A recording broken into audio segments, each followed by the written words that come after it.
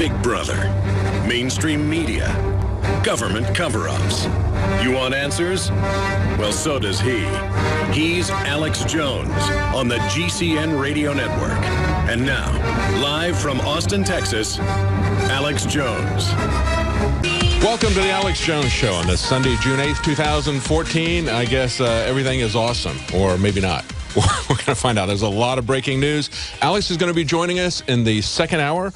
We're going to talk about the overwhelming of the borders. Is this something that is just incompetence, or is it a takedown of America by design? We believe the latter is the case. When you look at the soaring unemployment numbers, and of course they like to play games with the unemployment figures, constantly reviving them every quarter, redefining what unemployment means. But when you look at the core numbers, when you look at how many people are working as a percentage of the population, that tells the story accurately. And so we're going to look at what's happening with that. And of course, there's a lot of news in Drudge and elsewhere about the massive dumping of children into the U.S. from Central and South America. They're being told, go to the United States. They will not refuse you.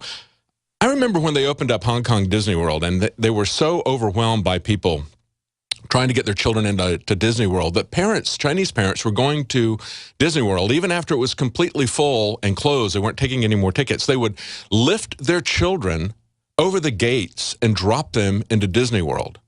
Well, folks, America is no Disney World. If you're thinking about doing this for your children's benefit, we're going to talk about what is being exposed as far as ongoing information about child trafficking, human trafficking, the dangers of transporting these children. What's going to happen when they come to the United States and they're by themselves without any parents? Well, of course, Obama is going to be their parent. The United States government is going to be their parent.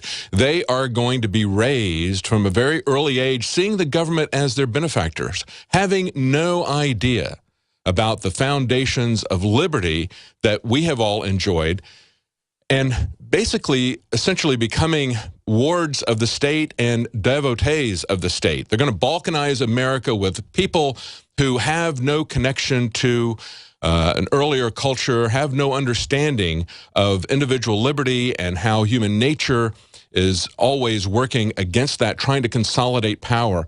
That was the legacy that our founders gave us. When we were in Copenhagen talking to some of the demonstrators there, several of them said, you know, we envy you for having the kind of people founding your country like Jefferson and others who wrote about individual liberty, who wrote about what is necessary for a government to be controlled so that it doesn't control the people. And I said, well, of course, they've gotten around that. And they said, yeah, but the fact that you have that foundation, that legitimate foundation, that's a philosophical foundation, it's a legal foundation. All the rest of this stuff that's built on that foundation is just simply works of straw put on sand. When people understand the basis of that foundation, that can be swept away. So, of course, the government, all governments since the time of Plato, have wanted to get children at a very early age and raise them away from the family to become the dominant influence in their life. I believe that's what's really behind this open door policy on immigration, trying to get these anchor children. Of course, we've had anchor babies in the past. Now they have anchor children. But having these children come in and be wards of the state, it's not just something that's going to implode the economy. And Alex is going to talk about how it is part of the long-term globalist plan. They're not going to have jobs, neither are we. The sector of service, the service sector of the economy, is going to be replaced by robots. They're already doing that. First, they took the manufacturing base, they sent it to China. Next, they're taking the service base that's left here in the United States. That's going to be replaced with robots. So what are these people going to do? Well, they're going to use one group against the other as they take us down economically, as we can see that they have already taken down Central American companies. Stay with us. We're going to be right back with news, and we'll take your calls also in the second hour. Get your response to what Alex has to say. So stay with us. Welcome to the Alex Jones Show. I'm David Knight on this Sunday, June 8th, 2014. I'm going to be joined by Alex and a special report about what's really going on with this overwhelming immigration. Of course, there's a lot of information in the news about people just bringing their children to the United States. They say, take them to the United States. They will not be refused. They think that their children are going to be educated here. They think they're going to be safe here. They need to think again. As I just mentioned in the first segment, I've seen this before in Hong Kong, where when Disneyland opened up in Hong Kong, people just took their children to Disneyland. If they couldn't get in, they just dropped them over the gate. That's not going to work in the United States. We've got information about child pedophile rings that's breaking in Virginia, as well as the overall plan of the globalists and how they're going to not only replace American workers, but they're going to replace any service workers with robots. This is something that they've planned for a long time. Alex is going to break that down for us. But first, I want to go into the story that just broke this last Friday after our show. Paul Joseph Watson had a report. An economist says that U.S. banks are preparing to charge customers for deposits. Now, this was earlier in the week. We told you that the European Central Bank was going to start doing negative interest rates for the banks there, of course. In other words, charging them for money that they had on deposit. And now, of course, if they're going to do that to the banks, you know that the banks are going to push that along, plus add additional fees to that for their own customers. It's just a matter of time. But Paul, in the article, quoted a couple of economists here in the United States that point out that, of course, it's inevitable that's going to come to the United States as well. Question is when and in what form? In the article, he says banks in the EU have not indicated whether or not the costs will be passed on to consumers. But the New York Times' Neil Irwin says it's inevitable. He says they're going to pass on these negative interest rates to consumers, or at least try to. They may do so probably not by explicitly charging them interest rates. In other words, they're not going to put an item, they're not going to say that they're going to give you a negative interest rate. That would just annoy people, of course. They're going to be much more subtle about it. They're going to add new fees, or they're going to increase the amount of account maintenance fees. That's always been the case in the past. Just look at how your bank fees have escalated. We ought to do an article about that. We ought to go in and look at the escalating charges for every service that the banks provide.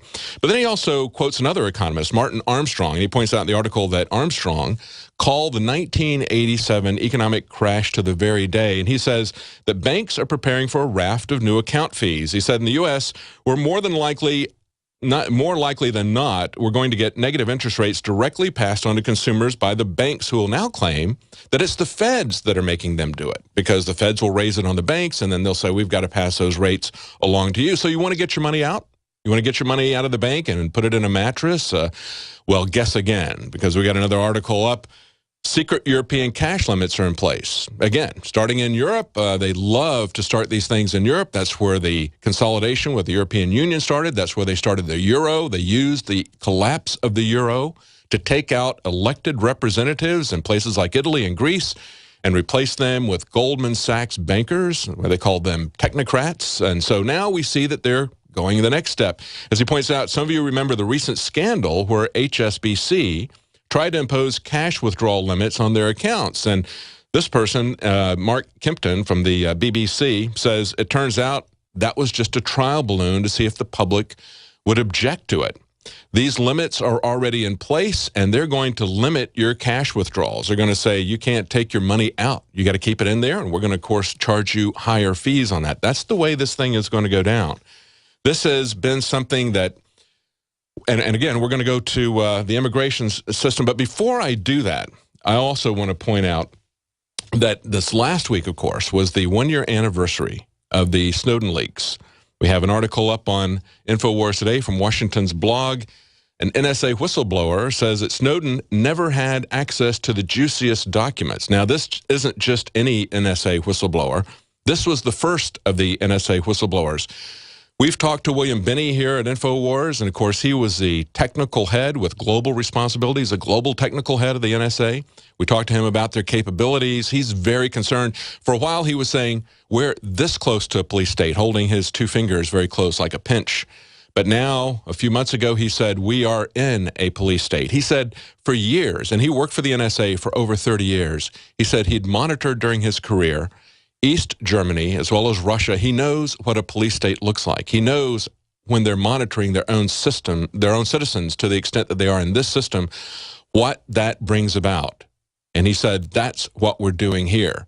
We've had several NSA whistleblowers prior to Snowden that were very, very concerned when they saw the surveillance turn inward.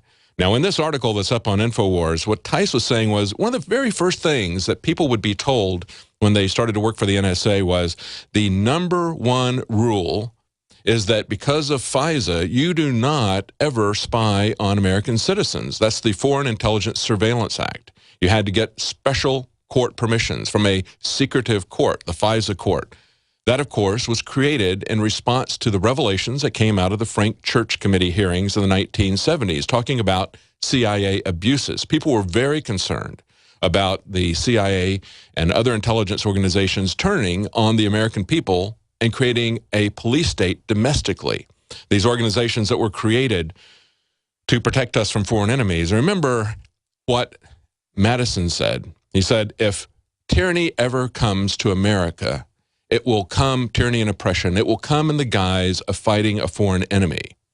That is what the NSA is doing. We've talked about that in conjunction with the asymmetric warfare groups and their training for take over American cities. We've talked about the militarization of the police and using the military as police. Well, that is especially true of these NSA-type documents. That is where we're going. Now, this is an article where Tice is talking about what Snowden did not have access to.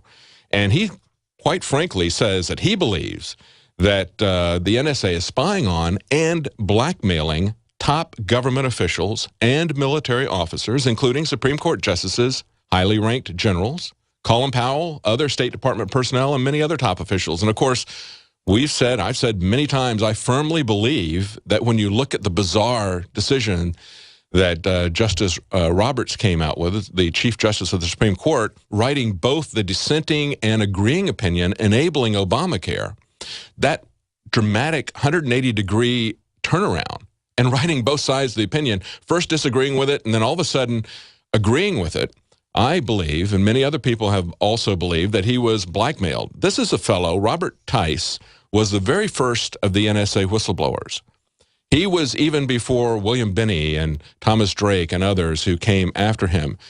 And when he came out, he was part of a group. Now, he was not a technical head as William Binney was in terms of looking at the programs, but what he was concerned about was still domestic espionage. He was concerned about the fact that there was a separate higher group within the NSA that had access to documents that the rest of the NSA did not have. And he says in this article, it is very compartmentalized. Even with the stuff they had, you might have something at the NSA where there's literally only 40 people that know that it's going on in the entire agency. He's saying that when they're doing these criminal actions, it's very similar to the types of things that J. Edgar Hoover was pulling on officials that we now know for many, many decades, controlling them, blackmailing them. Hoover had nothing like the NSA's capabilities. It would be very frightening to think what he would have done, and yet human nature is human nature. There's nothing that unique about J. Edgar Hoover. To think that there aren't many J. Edgar Hoovers within the NSA, whenever you give the government that kind of capability, they will use it. And he points that out here in his article. He says the information that they got about the fact that they, even at the time of the Church hearings, the NSA was wiretapping Frank Church and other senators, and they got those documents by accident. And he says when they're covering that stuff up, they are not going to put it on PowerPoint displays, which is the kind of stuff that Snowden has got. So even though Snowden had top secret clearance, there's another level above that, and we should be very concerned about that. We'll be right back. We're going to talk about the overflowing of immigration, what it means for the breakdown of our society. Stay tuned. Welcome to the Alex Jones Show. I'm David Knight, your host today, but Alex is going to be joining us in the second hour. We're going to be talking about the massive immigration that's being allowed, actually encouraged by our government. What does it mean for our society? Is it part of a larger plan? Alex is going to break that down for you in the second hour. In the last segment, we were talking about a new revelation from an NSA whistleblower. Actually, he's been talking about various aspects of this for quite some time. Russell Tice, someone who was actually one of the first of the NSA whistleblowers. Many people don't realize that before Ed Snowden, there were, I believe there was 5, maybe 6 NSA whistleblowers. There were 4 that were together. Tice was the very first one. They were talking about the fact that the American government was, for the first time after 9/11, spying on Americans in dragnet methods, people that were not suspected of any crime and not going before a FISA judge as they were required to do. And of course, FISA was something that was a provision that came after the church committee hearings to try to rein in the intelligence community to keep them from doing this very thing. And yet the FISA, quote-unquote, court has become this secretive court with one judge, one lawyer from the administration who wants that judge to do something, nobody in an adversarial relationship, no judge on the other side saying, that's not a good idea. Nobody advocating for the Bill of Rights or the Constitution or the American people. There is no adversarial hearing.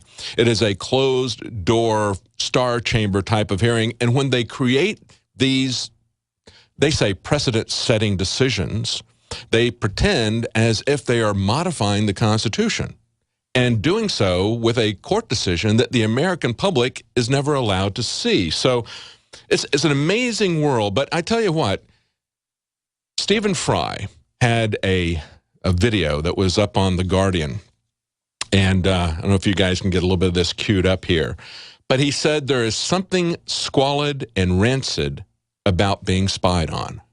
He did that as part of the one-year anniversary of the Snowden documents coming out. But as Russell Tice was pointing out, Snowden never had access to the juiciest documents. In other words, there were things that they didn't put on PowerPoint displays. And there's some pretty bad stuff that we've seen on PowerPoint displays, but some of the worst stuff, some of the stuff that is similar to what we know J. Edgar Hoover was doing in terms of blackmailing senators, blackmailing Supreme Court justices, destroying military personnel or generals, as we've seen with Petraeus. And I don't know what was going on with Petraeus. Of course, he has now subsequently allied himself with Hillary Clinton, and perhaps it had something to do with the Benghazi affair, or is why they took him out. Nevertheless, the fact that they're able to do this should concern all of us.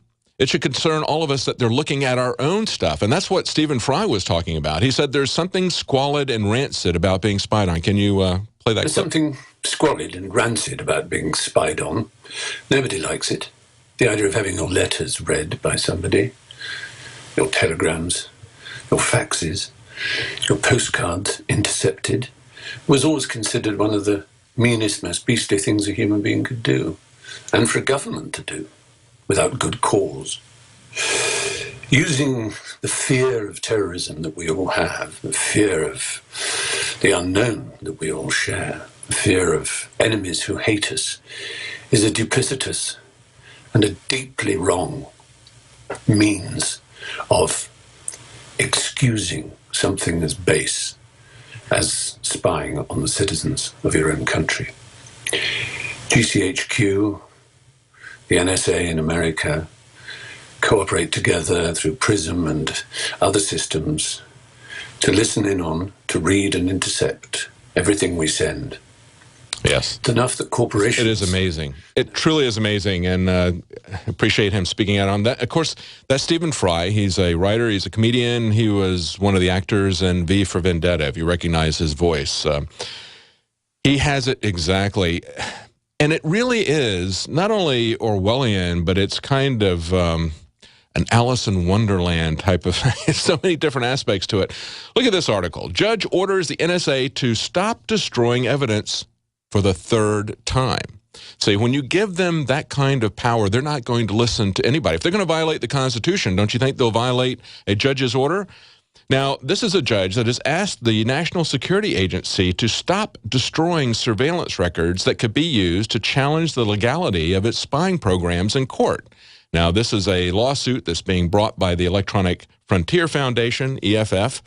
So they're asking the NSA, don't destroy these records. We are going to be using them as part of the trial. So the NSA comes back with this kind of Kafkaesque reply, and they say, well, we can't do that because if we didn't hold these records, we could have a loss of access to lawfully collected signals intelligence information. Okay? Now think about that. They're saying we can't retain these records because we don't want to lose information. That's essentially what they're saying. So the EFF said in a statement late Thursday, says, how can the preservation of intercepted communications cause a, quote, loss of access to lawfully collected signals intelligence information? That information will remain accessible even though it is being preserved, right? So they're saying we can't preserve it because we could lose it if we preserve it. Not true. As a matter of fact, in the crazy war on drugs here in Texas, and of course, this is where much of the destruction of our Constitution into a police state, into a surveillance state began decades ago. We have an article here from Forbes.com. Cops in Texas seize millions by policing for profit, and they point out that in a recent decision, a Texas Supreme Court justice compared the act of civil forfeiture to Alice in Wonderland and Kafka. Because what's happening in civil forfeiture is that they're charging inanimate objects with crimes, even though the owners are never charged with anything. They essentially charge the inanimate objects, and of course the inanimate objects have no civil liberties because, of course, they're not people. But you have these cases of the U.S. versus Learjet, or the U.S. versus 1999 Camaro, or whatever it is that they're coming after. And they point out that in just one county, Tarrant County, Texas, the district attorney's office seized $3.5 million plus 250 cars, 440 computers in just fiscal year 2013. That's about 10% of their budget they got by stealing property without charging even a person with a crime. In other words, they didn't find anybody guilty of a crime. They didn't even charge anyone with a crime, but they confiscated the property and charged the property with a crime. And we've seen this going on since the early 90s. Now even Forbes is taking notice of this. It used to be something that only obscure libertarian journals talked about. So at least we're making some headway when we've got mainstream articles talking about it. But they also point out that most of this went to salaries. They had $660,000 in cash used and $426,000 in cash to pay salaries. And, of course, they only gave $53,000 to 6 nonprofits that would benefit victims or prosecution efforts. So most of this money is going to the police department. And in Tampa, we had a case where some cops went in and totally trashed a guy's truck when he wasn't even there because they asserted that they smelled marijuana, or a canine smelled it. So he comes back to his truck. He finds it absolutely, totally broken into and trashed with a note from a cop saying, "We thought we smelled something funny, so we went after your truck." And now they're saying that's nothing unusual. We'll be right back. Welcome back to the Alex Jones Show. I'm David Knight. Now, Alex is going to be joining us in the next hour, at the top of the hour. At the bottom of the hour, we're going to take your calls about what he has to say, because we're going to be talking about the planned implosion of our economy and how the latest incidents of children in uncontrolled amounts coming across the border, how that endangers them and what it's going to do to our economy. And Alex is going to break that down for you. But before we get to that, I want to remind you that this hour of the Alex Jones Show is brought to you by Survival Shield X2, one of our new products, much stronger than regular Survival Shield through a unique manufacturing process that utilizes iodine sources from deep within the earth. A unique new process uses high purity grade of iodine from more than 7,000 feet below the Earth's surface, far below the Fukushima wave of radiation. Now, it's extracted from an ancient salt solution that yields a powerful and uncontaminated 650 micrograms of iodine per single drop. Tested with radiation readings at the labs to ensure freedom from Fukushima radiation, it's developed proprietary technology to create nascent iodine, and it continues to pioneer our products in potency, quality, and purity. That's available at InfowarsLife.com. You can go to InfowarsStore.com to get to there, or you can go directly to InfowarsLife.com. And our phone number is 888-253-3139. Protect yourself, protect your family, and support our operation here. Now, just before the break, we were talking about this case in Florida where this man comes back to his truck and he finds it's totally been vandalized, and all he finds is this little handwritten note from the police saying that they thought they smelled something funny. He says, "I come from outside, I jump in the truck, and the whole thing's been torn apart inside. Wires have been yanked out. The paneling had some scratches on it. One could think that it was a burglar who had been inside his truck," writes the Yahoo article here, but he says it was the police, and Heller did not know it was because they left a note saying what they did. They said that a canine officer thought that he smelled something, so that gave them reason to trash his truck. He says it's used for his business. It's his whole life savings. It's his marketing tool as well as his transportation. He promotes his product, which is air horns. He said nothing was working. All of the electronics were ripped out. And, of course, they didn't charge him with anything because they didn't find any marijuana. They just did it on suspicion. Now, when they complained about it, the Tampa Police Department said, well, the search is legal, but it's not typical. No, it's not legal.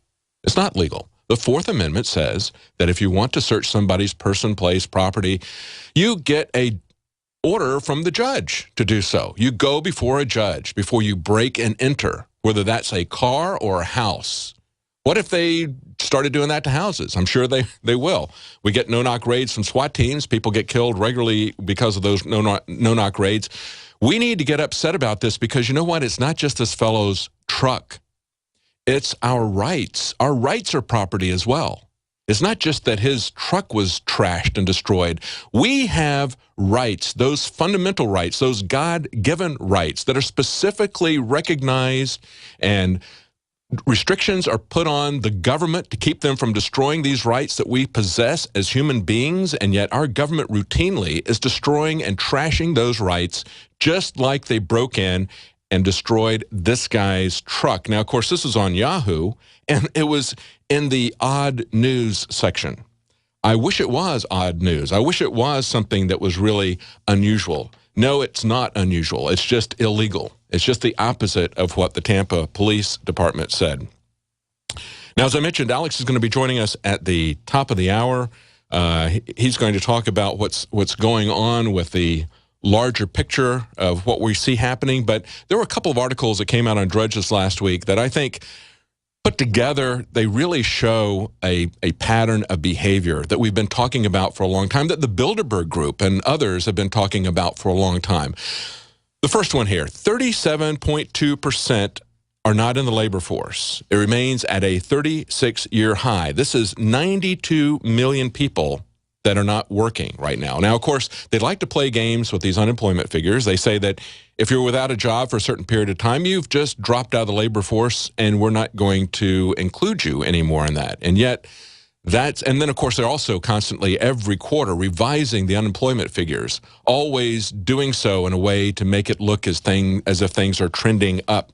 This is a story from cnsnews.com. And they point out that this is the lowest labor force participation that we have right now in 36 years. At no time during the presidencies of Ronald Reagan, George H.W. Bush, Bill Clinton, or George W. Bush did such a small percentage of the civilian, non-institutional population hold a job or seek one. They say that when Obama took office in 2009, that number was at 65.7%. At the beginning of his second term, it had dropped from 65.7 to 63.6, and now it is at 62.8%. So why is it that we don't have employment? Why is it dropping? Well, there's a lot of reasons. One of them is, of course, Obamacare. Obamacare is making all businesses, especially the smaller businesses where most of the job growth comes from, they're making them very much afraid to hire people because of the added costs that are going to come with each employee. They have reduced the number of hours to define what a full-time employee is, raised the cost of insurance for people, and if you don't want to, so of course they're not hiring people and not giving them as many hours, taking them down so that they are part-time employees, and if you as an individual want to opt out of this because you don't want to pay more to the insurance companies to get less coverage, and that's what's happening because it was the insurance companies that wrote this. This is not being done for the benefit of the individuals out there. This is something that's being done for the benefit of these large insurance companies that donated so much money to the politicians. But if you want to opt out of that, there's an article on Roll Call back on June 6th that said that there's going to be, they're estimating that it's going to be an additional $4 billion in revenue for the government just from taxing people who opt out of the system.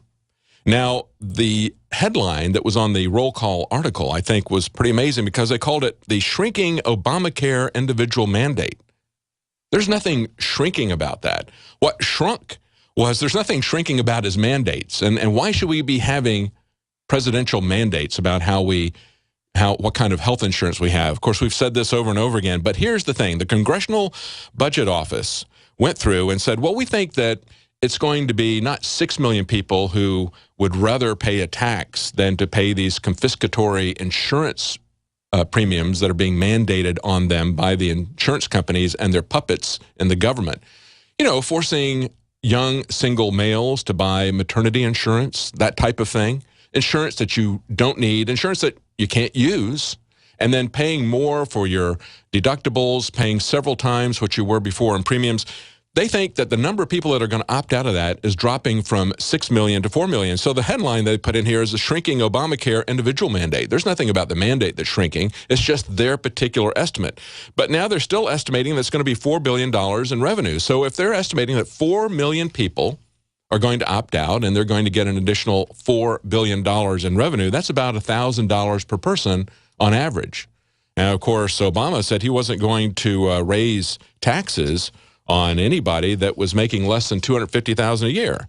And he said, you're not going to see any form of tax increase, not your income tax, not your payroll tax, not your capital gains tax, not any of your taxes. And he said that multiple times, as we pointed out. So there's a lot about just the Obamacare mandates that are going to take down our economy. But this is where it really, really comes in, and that is on the immigration front.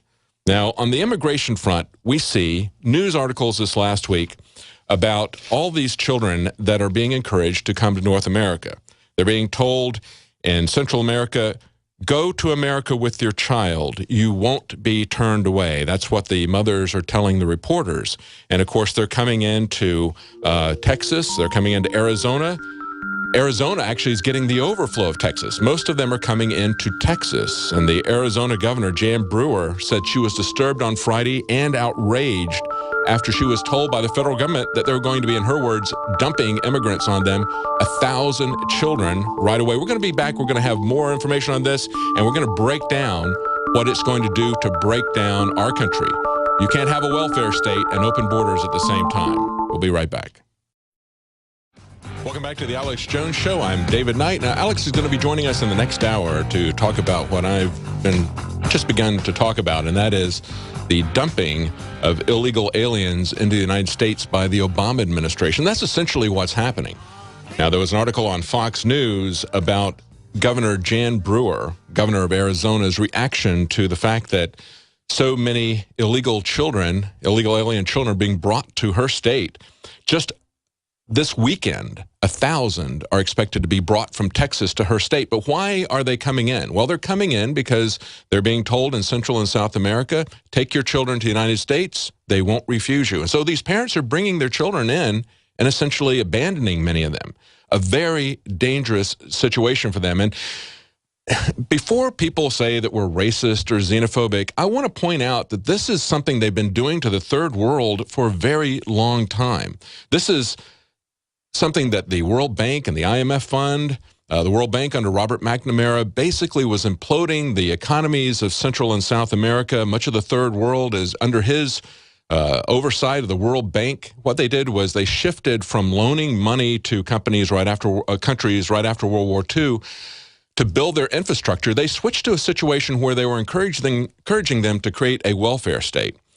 Essentially, consumerism, money that they couldn't pay back. If they were going to build up an infrastructure, if they were going to build roads and factories, presumably that could build up their economy and they might be able to pay back those debts. But the IMF was accused of rent seeking. In other words, trying to make these people debtors to them. They were increasing their indebtedness by up to 20% each year in the third world countries.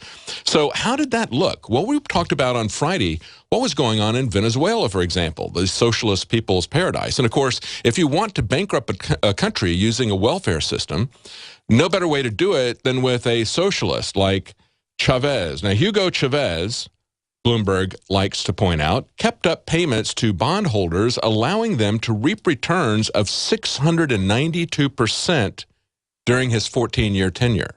Do you get that? This is Bloomberg.com bragging about the fact that this communist, Hugo Chavez, who you would think might be somebody that these capitalists wouldn't like, they love him. Why? Because he works with them. Because they got 700% profits. 700% profits. Now, it's not much better after he left. His successor now is in debt to these banks. And what's happening? Well, his people are going without drinking water, and medicine. They're having to go to other countries in order to get water, in order to get medicine. Why?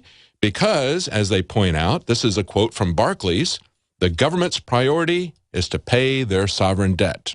In other words, this socialist government is going to pay off the bankers' loans before their people get water or medicine. That's the way that it works.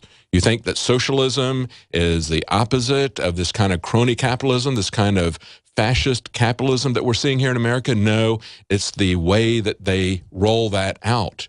And we see that happening in Venezuela. We see it happening throughout Central America. So these poor people who are now coming to America because the bankers have imploded their country, they're now coming in and thinking that they're going to be able to get a free ride here. Well, you know what? As you can have, just like they say, you know, good, fast, and cheap, pick any two. Well, sometimes you can't even get two of those. Sometimes you can't even get one of those. You cannot have a welfare state and open borders. You can't have it. Even if you think that you can run a welfare state, as Margaret Thatcher pointed out, eventually you run out of other people's money. Or eventually what happens is the bankers loan you the money and bankrupt your country as they make 700% return on their investment, as they did in Venezuela, working with the guy who's defending the people, the guy who was on the people's side against the big corporations. Yeah, right. Paying those big corporations 700% return on their investment. So you can't have, though, you can't have a welfare state and open borders. At best, you could pick one, but you can't have both. This is a deliberate policy to destroy the United States, and people understand that. Many people understand it. Governor Brewer understands it from Arizona. As I said before, 1,000 illegal immigrant children will be dumped in Arizona. Of course, they're coming from Texas. They shouldn't be here in Texas. She said this is a crisis of the federal government's creation, and the fact that the border remains unsecure, now apparently intentionally, while this operation continues full steam ahead, is deplorable. She said she was informed by federal officials that not only has the government been shipping these illegal immigrants out of Texas and into Arizona, but it has no plans to stop. See, it's an arrogant, in-your-face takedown of our country. It's not something that's going to help these children either. But before I get into that aspect of it, let me give you an idea of the magnitude of it. Now, this is a memo that was leaked, a 4-page memo by the Deputy Border Patrol Chief, dated May 30th, that contradicts the Obama administration's assertion that the border is secure enough so that they can now start legalizing current illegal aliens in the United States. Now, according to this memo from the Deputy Border Patrol Chief, he says that he estimates that agents, officers, and others will apprehend more than 90,000 unaccompanied children on the border this year, rising to 142,000 next year. Last year, there were 40,000. So they're looking at this roughly tripling in 2 years. And they say, of course, chiefly they're coming from Guatemala, Honduras, El Salvador. They're usually fleeing horrendous poverty or gang violence. Now, where does the horrendous poverty come from? It comes from the fact that people like Venezuela and other Central American countries have indebted themselves to these bankers. As I pointed out, 700% return on investment. Hugo Chavez gave to these bankers while their people starve in the kind of poverty that makes them try anything, including traveling across these dangerous areas and dumping their children in the United States in the vain hope that they're going to be better off here. It says they brave harsh conditions. In the case of the girls, they often face being raped during their journey through Mexico and across the U.S. border. Well, guess what? When they get into America, it's going to get even worse in many cases. A story breaking out of Virginia today on the DCClothesline.com. A Virginia congressman admits to the existence of child trafficking in Fairfax County, Virginia. Of course, that's right around the Washington, D.C. area, of course, and we know how many times there have been links with high government officials, not just the American government, but many governments, with child trafficking, child sex rings. In this particular article, he talks about a State Department employee with a security clearance, Monica Weslowski, I think is how you pronounce the name. She had her child stolen by CPS. They never charged her or convicted her for any wrongdoing as a parent. But because she talked about it to the media, the Virginia Department of Family Services has called her now unstable to take revenge. because she talked about them taking her child, even though they never charged her with anything, even though she's somebody that has security clearance from the State Department. So now they've said that she's unstable. They're placing her son, that she placed her son in danger by going to the media, so they're going to totally strip her of any visitation rights. Now, this person who's writing this article, this is Dave Hodges, says, I have 2 former Virginia CPS workers who tell me that it's the goal of Virginia CPS to remove as many kids as possible, and that evidence is fabricated. Papers are forged to this end. One of those sources is going public sometime in July. Prior investigations like those of the late Nancy Schaefer claim that children simply go missing from the care of various CPSs, and that these children end up in child sex trafficking rings like the ones identified by Nick Bryant, the author of the Franklin scandal. And then he points out that Wells Fargo Wachovia was caught in sex trafficking of children and paid $400 million in fines, but of course, nobody in that bank went to jail. And then, of course, DynCorp, with ties to the Republicans, was also caught doing the same thing, and they paid a large fine. But again, nobody went to jail. We've been talking about this for a long time. Alex has talked about this over and over and over again. So it breaks my heart to see people bringing their children across, exposing them to these dangers, dumping them in the United States, just as I pointed out, like parents were doing at Hong Kong Disneyland when they couldn't get in. They just put their children over the fences. And here, have a good time. That's what they're doing. You can't do that. This is a very dangerous world. This is a very dangerous country. We've had over and over again exposures of child sex trafficking. They also are going to become minions of the federal government. They're going to see the government as their savior, as their daddy. This has always been the dream of every tyrannical government, going back to Plato's Republic. He wanted to destroy the family. He wanted the children to see the government as their only family. What's going to happen with these children who have no family, no cultural connection, except to the government that they see as their benefactor? That is what Obama and the people who want to take this country down want. They want these children to see the government as their family, as their benefactor, as their protector, as their God. That's why they're doing this. We're going to break it out. There's more to this. Alex Jones is going to be with us in the next segment. Stay tuned. Welcome back to the Alex Jones Show. I'm David Knight. We're going to be joined in just a little bit by Alex Jones, and he's going to break down what I've been talking about in the last segment, and that is the uncontrolled immigration of unaccompanied alien children, as Homeland Security labels it. Unaccompanied alien children. In other words, parents in Central and South America, where the globalists have already gone in, collapsed the economy there, giving massive returns to the bankers who are running the